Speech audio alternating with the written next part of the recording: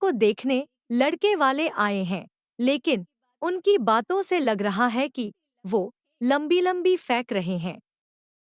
हमारे यहाँ 5 कार हैं, 7 बाइक्स हैं, फिर भी हम बस से आए हैं। वो क्या है ना कि हमें दिखावे का बिल्कुल शौक नहीं है। बड़ा नेक ख्याल है बेटा। लेकिन खुद की गाड़ी में बैठना दिखावा थोड़ी ना होता है।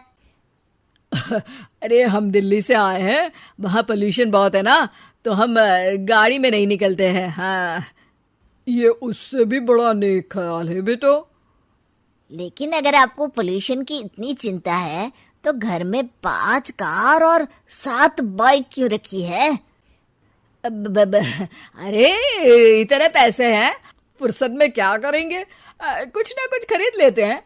अभी पिछले ही हफ्ते एक हेलीकॉप्टर खरीदने का सोच रहा था। तो क्यों नहीं खरीदा?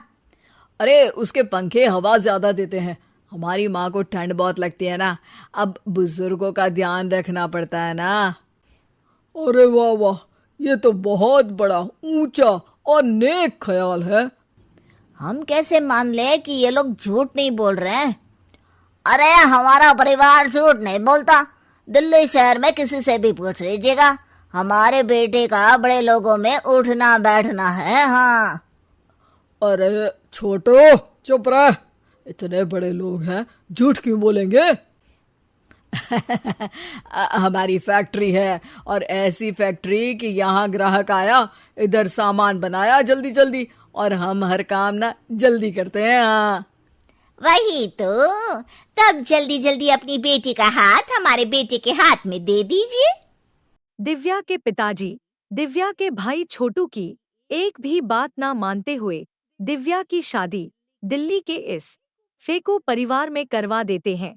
जब दिव्या ससुराल पहुंचती है तब आपकी कार्स और बाइक्स कहाँ है? मुझे बाहर जाना था किसी काम से। कार और बाइक्स? कौन सी कार और बाइक्स?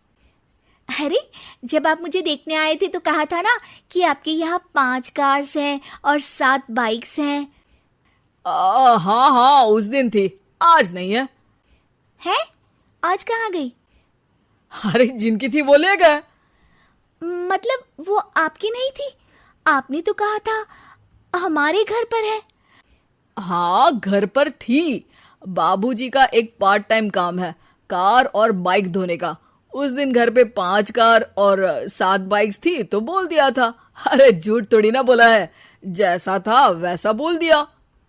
और वो हेलीकॉप्टर खरीदने वाली बात, वो झूठ थी क्या? अरे बिल्कुल नहीं, शहर में एक नई कंपनी आई है पंखे की, जिसके पंखे बड़े हैं, कंपनी का नाम हेलीकॉप्टर रखा है। जब लेने गए तो हवा बहुत तेज फेंक रहा था, तो माँ ने बोला ठंडी लगेगी बेटा। वैसे भी दिल्ली में ठंड ज्यादा होती है ना। झूठ कहाँ बोला मैंने, जैसा था वैसा बोल दिया। हे भगवान! और वो फैक्ट्री वाली बात, इधर ग्राहक आया उधर सामान तैयार।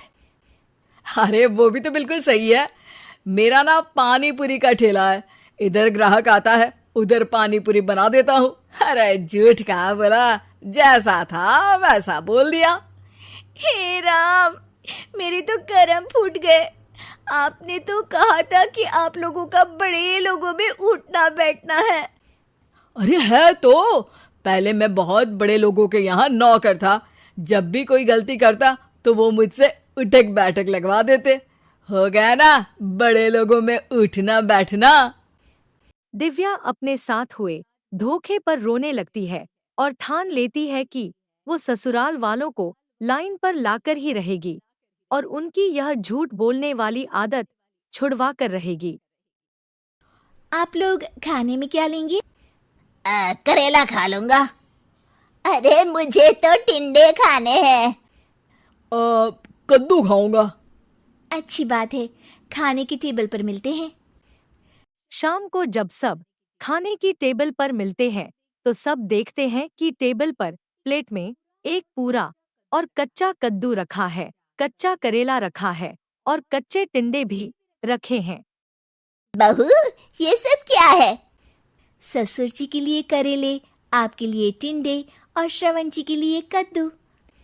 अरे वो तो दिख रहा है, लेकिन ये पकाया क्यों नहीं है? आप लोगों ने पकाने को तो नहीं कहा था, बस मैंने पूछा था क्या खाएंगे, तो आपने ये कहा था कि करेले, टिंडे और कद्दू खाने वाले हैं। ये क्या मजाक है दिव्या, तुम झूठ बोल रही हो। अरे मजाक कहाँ है, आपने कहा कद्दू खाएंगे तो खाइए, ऐसे थोड़ी ना कहा था कि पका हुआ खाएंगे। और वो आप क्या कहते हैं, जैसा था वैसा बोल दिया, झूठ कहाँ बोला मैंने। दिव्या की बात सुनकर, समझकर सब शर्मिंदा हो जाते हैं और उन्हें अपने किए और झूठ बोलने की आदत पर पछतावा होता है।